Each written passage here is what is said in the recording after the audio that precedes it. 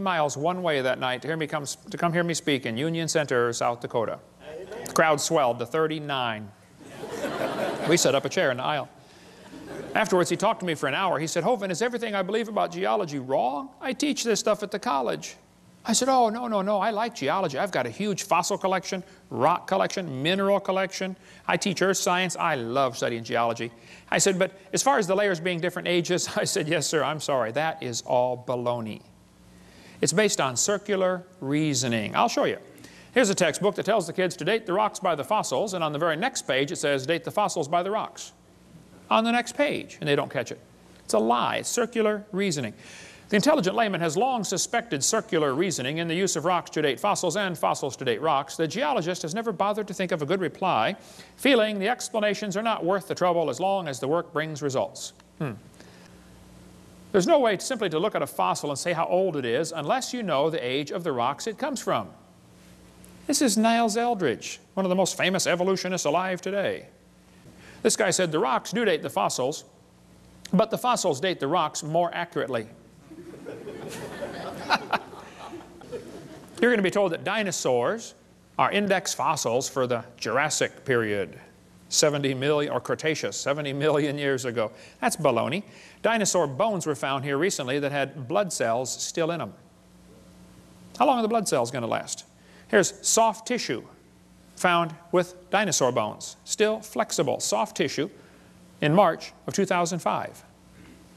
So kids, when they tell you the layers are different ages, you tell them Kent Hovind said they're confused or they're lying. It is not correct. Those layers all formed, nearly all of them, at the time of Noah's flood. 80 to 85% of Earth's surface does not even have 3 geologic periods appearing in correct consecutive order. Even though this geologic column does not exist, except in the textbooks, that teaching is what changed people in the 1830s away from believing the Bible to believing in uniformitarianism. Textbook says there are mutations, and they are the original source of variation in populations. I agree, mutations happen, no question. But mutations do not produce any evolution. Mutations are scrambling up existing genetic code. They're not making anything new. Here's a 5-legged bull. That's a mutant. There's no new information added. He already had the information on how to make a leg. It just made one in the wrong place, that's all. It's not new information, it is scrambled information. Here's a short-legged sheep. Again, no new information. And by the way, that's not beneficial. He's the first one the wolf is going to catch. Right? Go, boys, go. Here comes the wolf. Brrr. Oh, Herman didn't make it. There's a 2-headed lamb. That's a mutant. It's not beneficial. 2-headed turtle. That's a mutant. Not ninja, but it's mutant. Okay. Now, he's going to freeze first winter because nobody makes a double-neck turtleneck sweater. He's just not going to make it. Now, scrambling up the letters of the word Christmas will get you all sorts of different words.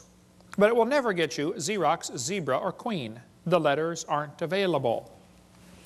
This textbook shows the kids a 4-wing fly, which, by the way, cannot fly. And it says, boys and girls, normal fruit flies have 2 wings. This mutant has 4. This rare mutation, like most mutations, is harmful.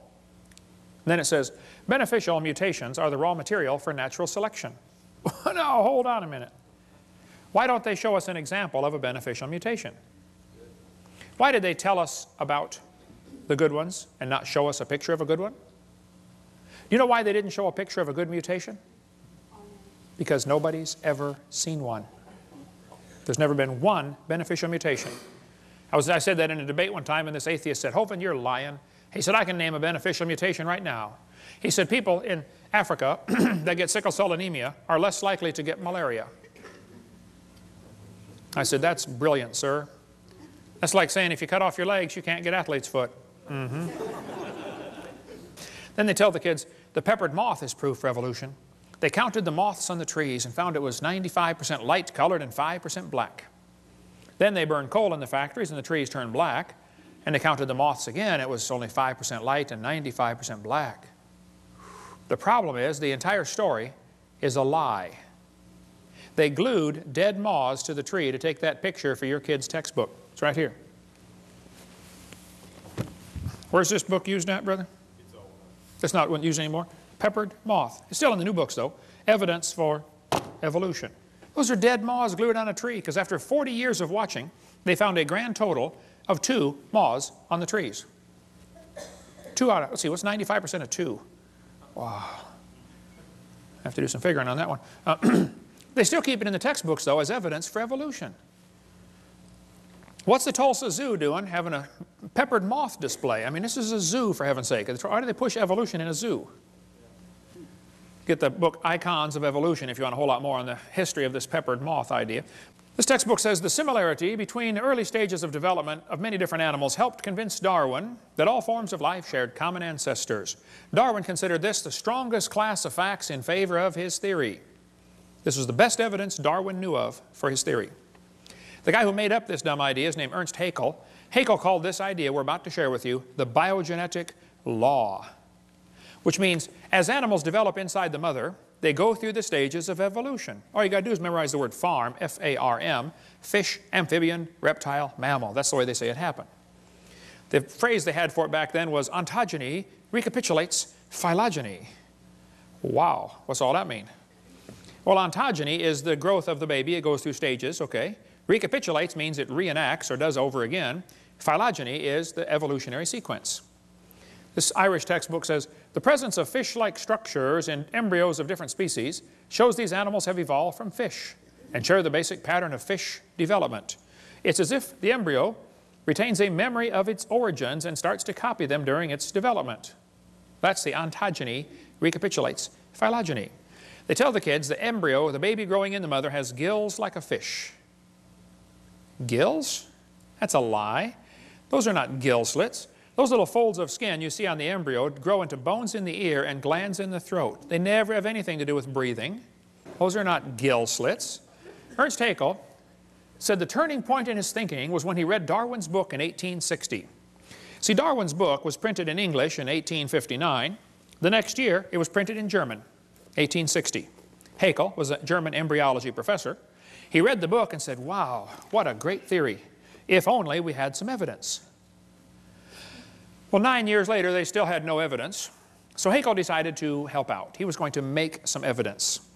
Haeckel took a drawing of a dog and a human embryo. He was an embryology professor, you know.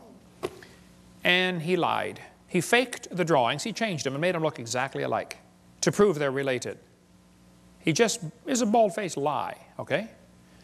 Haeckel made giant posters of his fake drawings and traveled all over Germany and converted the people to believing in evolution. Which led to the next obvious question, hey, if evolution is true, I wonder which race of humans have evolved the farthest. And guess who the Germans thought it was? Yeah, we'll talk more about that later. Now on top are Haeckel's fake drawings. Underneath are the actual photographs of these animals. He lied. His own university held a trial and convicted him of fraud. He said at the trial, I should feel utterly condemned were it not that hundreds of the best observers and biologists lie under the same charge. This biogenetic law is as dead as a doornail. It's not true.